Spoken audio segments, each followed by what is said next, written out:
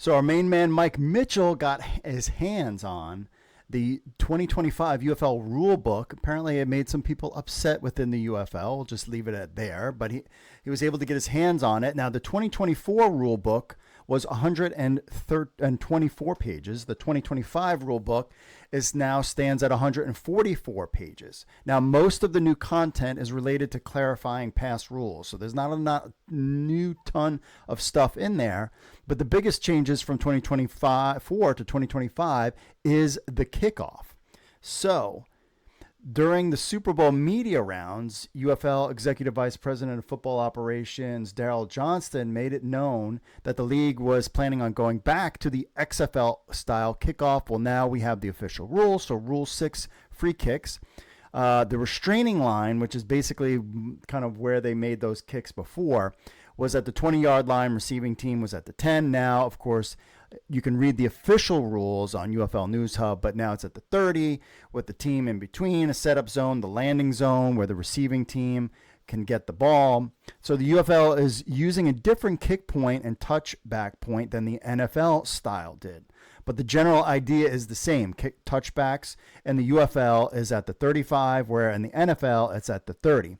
The kickoff point in the UFL is the 30, and in the NFL it is the 35. So the United Football League is interested in no touchbacks and better field position has kind of been where they lie about making this change. Now, the reason this change is what caused the book to expand, because other rules about like when the ball goes out, all these other things kind of added to the rule book. So this is kind of the rule change that made the book kind of expand. Some other things, Rule 15, Section 1, Article 2. A team was permitted a single challenge per game, right or wrong. That is all they have. In the 2025 version, quote, if a challenge is successful, the team will be permitted a second challenge subject to normal rules. A third challenge will never be permitted. So basically what this means is that you can challenge it, and if you get it right, you can get another challenge. So that, I think there was kind of things talked about that in the past. There are other minor rules, like replay can now be used to disqualify a player. So if somebody's doing something very naughty, they can look at and see what the player did and then throw him out.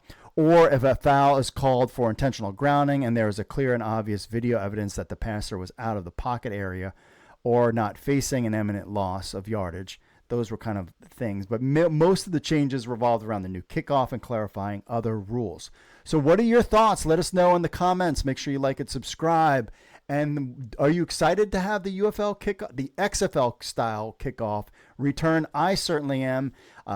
Moose Johnston was made the media rounds, and he's a very open guy, and he explains why he kind of wanted to keep. He's more of a kind of purist, but he was like, hey, the NFL is using it, so we should be using it too for the benefit of our players, and I appreciate that honesty from Moose Johnston. And now we have the XFL style kickoff coming to the UFL in 2025.